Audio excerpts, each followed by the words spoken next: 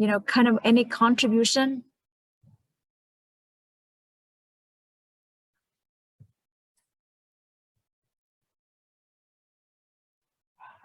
Hoa Bình, em còn nghe gì không? Em còn notes lại gì không? Alright. Bạn Kiếm Nga nè. Kiếm Nga. Ok, Huyên Mỹ. Ok, có thể có một bạn đưa tay rồi để cô xem thử ai nào. Dạ, cô mời Trung Hiếu nè. Thank you. Yes, Mary the First was known as a Bloody Queen. Bloody Mary or Bloody Queen. Yeah, Bloody Why Mary, so? yeah. She burning some Protestants. 280 Protestants. Okay. 280 Protestants. So that she was known as Bloody Mary. Okay, yeah, and she was a very devout Catholic.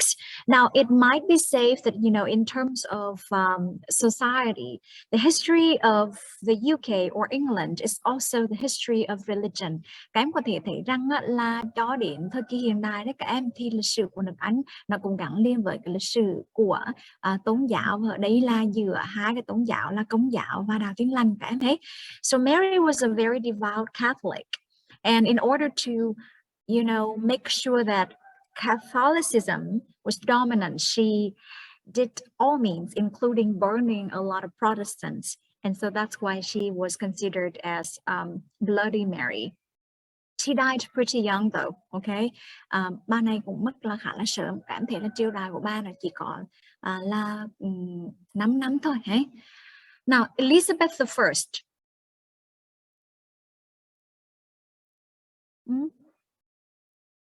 She has a lot of contribution. Okay, cô mới Hồng Chuyên nào.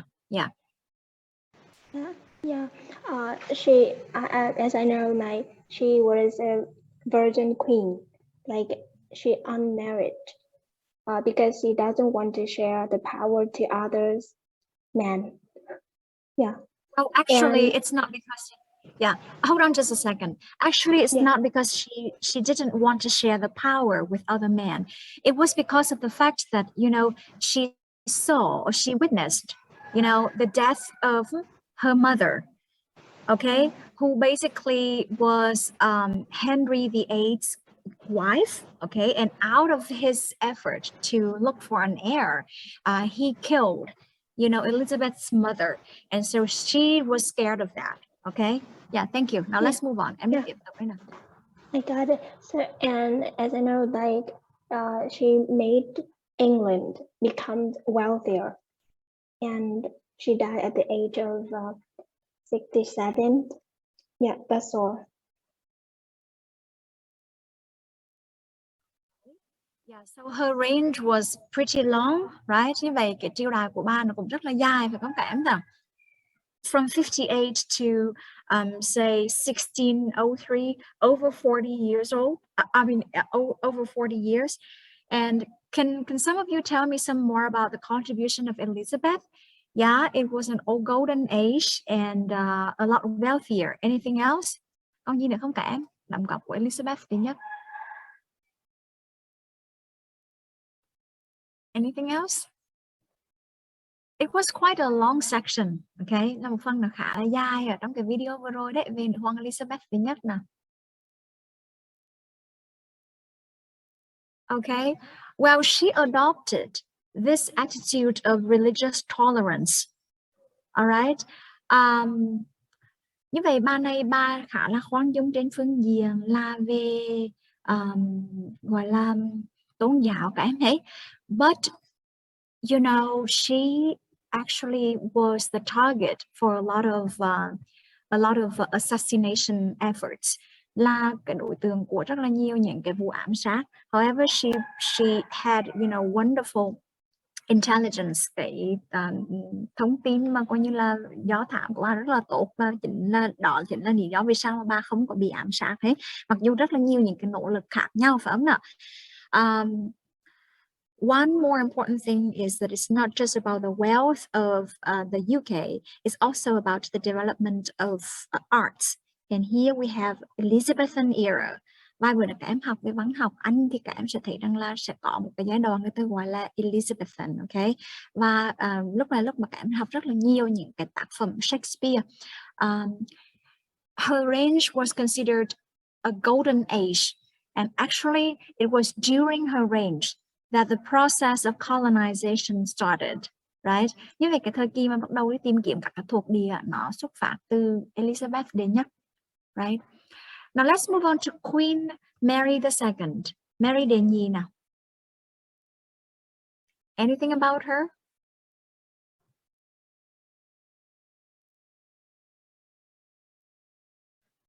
Hmm?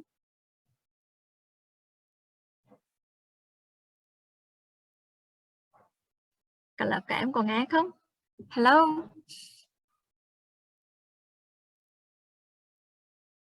All right, now thank you.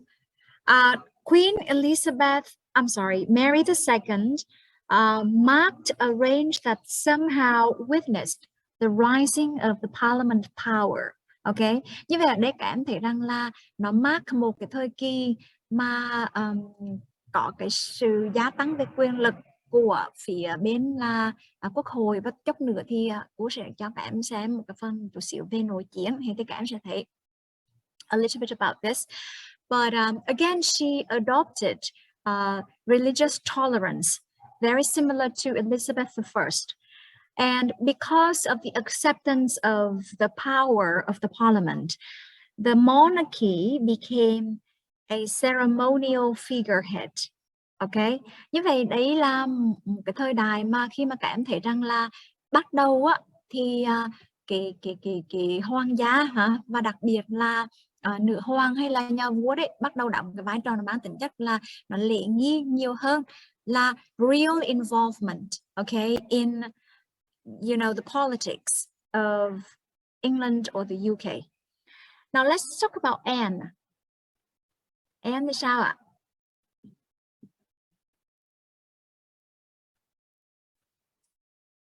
Anyone? Các em có nghe không? Cô mời bạn Mỹ Anh đó. Nguyễn Thị Mỹ Anh. Em có nấu chi về nữ hoàng này không? Chắc cô nữ hoàng này em nghe không kịp cô ơi. Thank you. Nào Thanh Huyền, Nguyễn Thanh Huyền.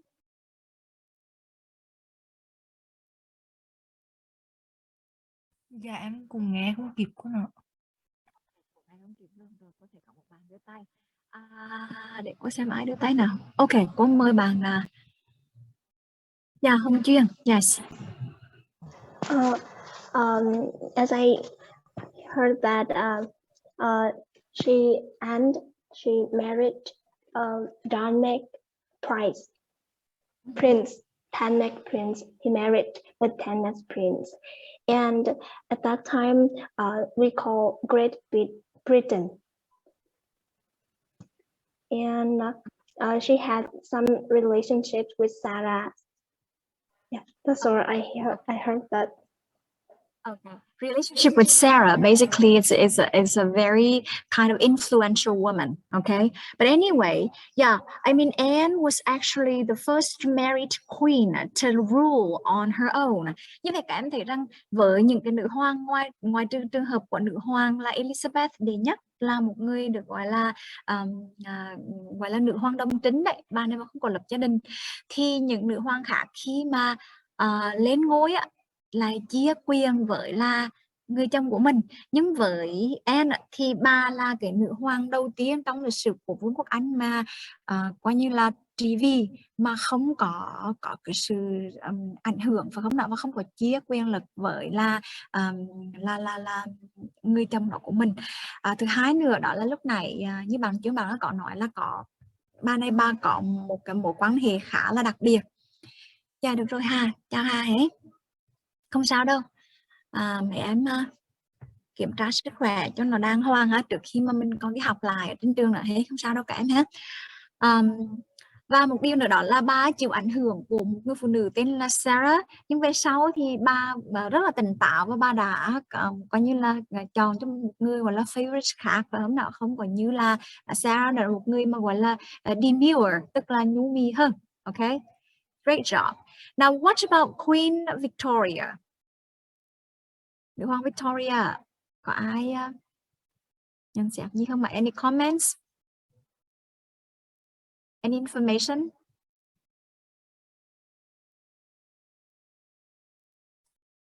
Okay, cô mời Diễm Quỳnh nào. Thank you. Well, as I can remember, Victoria was the only living child of her generation, and her father died when she was just 1 year old.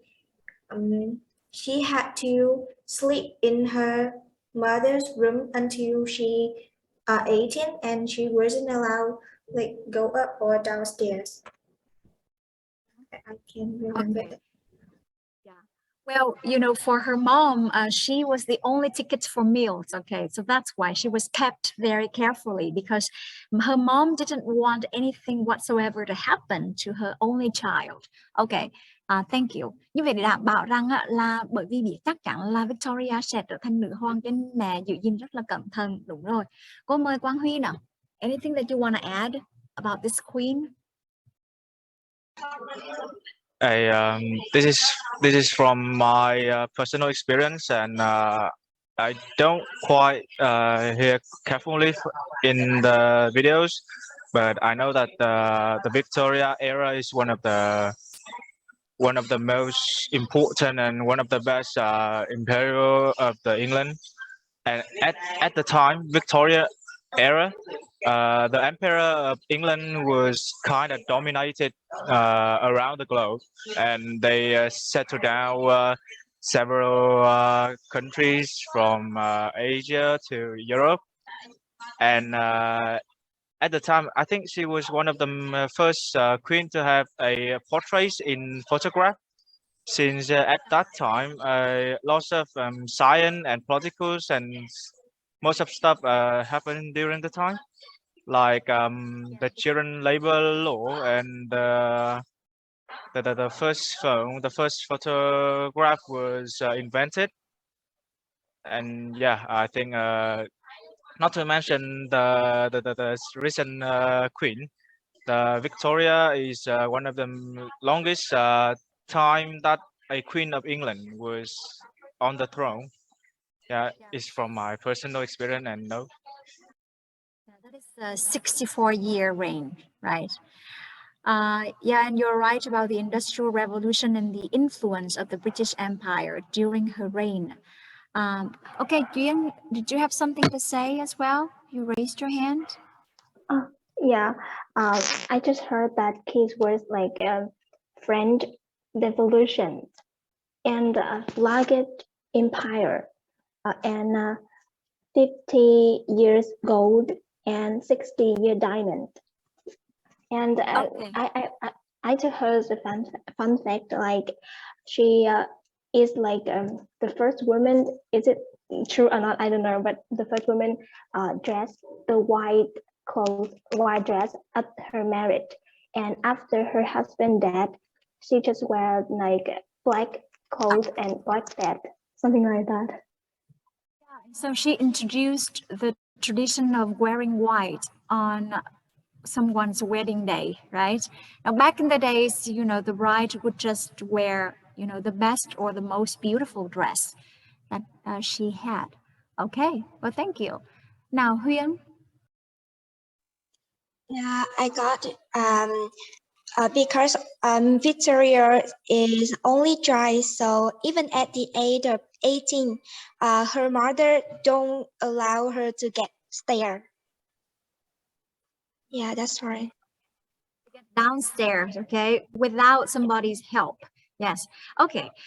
Now, the thing about her and the British Empire is something like this. Actually, she didn't play a very important role in establishing, you know, the empire.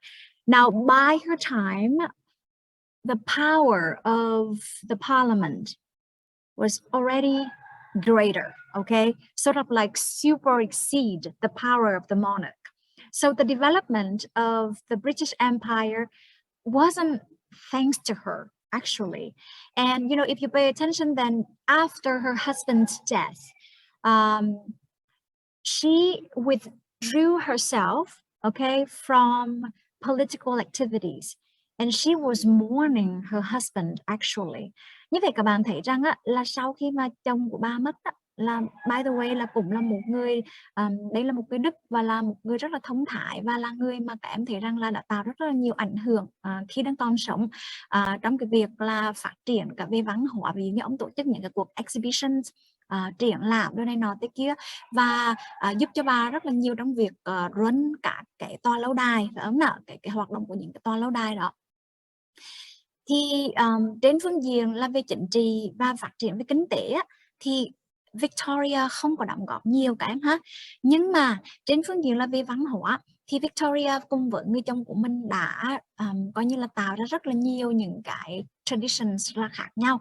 Các em thấy rằng bao gồm giống như lúc này bạn có nói đó là mặc áo đầm màu trắng, sorry màu trắng tức là trong đám cưới, rồi mặc màu đen trong đám tang. Và quan trọng hơn là hôm trước cô cũng có đề cập với các em là cái vai trò của người phụ nữ và của đàn ông trong xã hội của Victoria lúc bấy giờ. Các em thấy là hình dung rằng là bà mặc dù là một nữ hoàng nhưng mà bà rút ra khỏi chính trường, và bà sống khá là ẩn dật, cho đến khi sau đó thì là thủ tướng đương thời của bà yêu cầu bà là bởi vì cái thế mạnh của empire lúc bấy giờ, tức là của đế chế Anh lúc bấy giờ, thì buộc bà phải có một cái gọi là cái sự xuất hiện, phải không nào? Và vì bà là xem như là biểu tượng, nó mang tính chất là hình thức. Các em thấy là bắt đầu từ Mary để nhì đấy hết, thế bắt đầu mang tính chất là hình thức, thì bà cũng bắt đầu đóng cái vai trò đó. Và thứ hai nữa đó là cái đóng góp của bà đó chính là những cái cuộc hôn nhân chính trị mà bà sắp xếp cho con cháu của bà với những cái hoàng gia ở trên khắp của châu Âu. Và như các em thấy đó là ảnh hưởng của bà, cô nói là nó nghiêng về cái văn hóa và truyền thống nó nhiều hơn là cái ảnh hưởng trên phương diện là kinh tế và chính trị. Mà cái đó là do cái thứ nhất là cái thành quả của cách mạng công nghiệp, và cái thứ hai nữa là các em thấy rằng ở phía bên dưới bà là quốc hội là đã đi vào một cái thời kỳ coi như là hiện đại, và quyền lực của họ sử dụng một cách rất là hữu hiệu ở trong đó. Thì chút nữa khi mà nói về nội chính ta sẽ đi chút xíu hết. Now let's talk about Queen Elizabeth II. Elizabeth đệ nhị nào.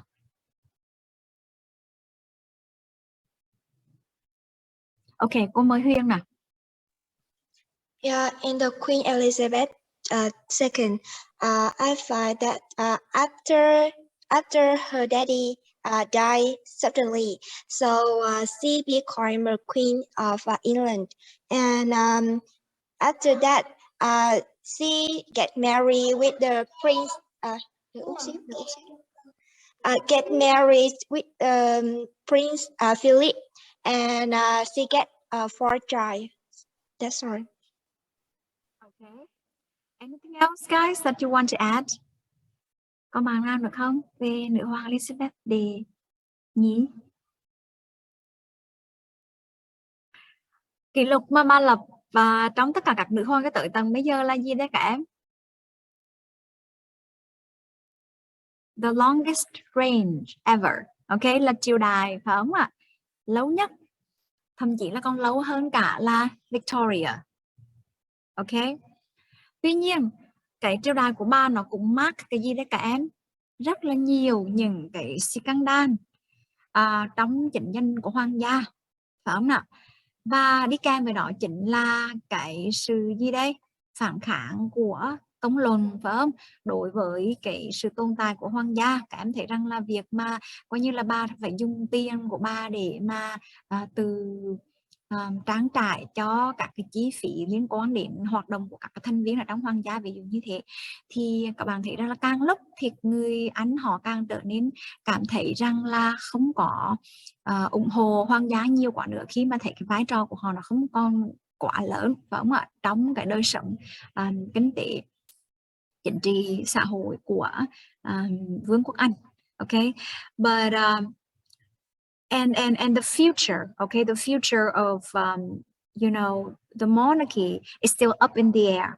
Although some contributions of her range would be, you know, family members or royal family members now getting married to like commoners and people of different races. Như vậy nó mang cái tính chất là hiện đại. Triều đại của nữ hoàng Elizabeth đệ nhị đấy là nó gắn liền với cái sự hiện đại phải không ạ của hoàng gia.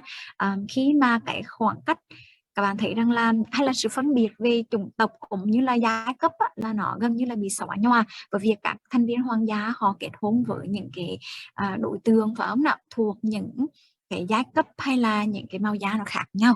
Đấy. Ở đây phần sau này nó khá là nhiều về Charles và Diana và coi như là Camilla, but it is not so important. Okay. Rồi bây giờ chúng ta sẽ chuyển qua một cái video thứ hai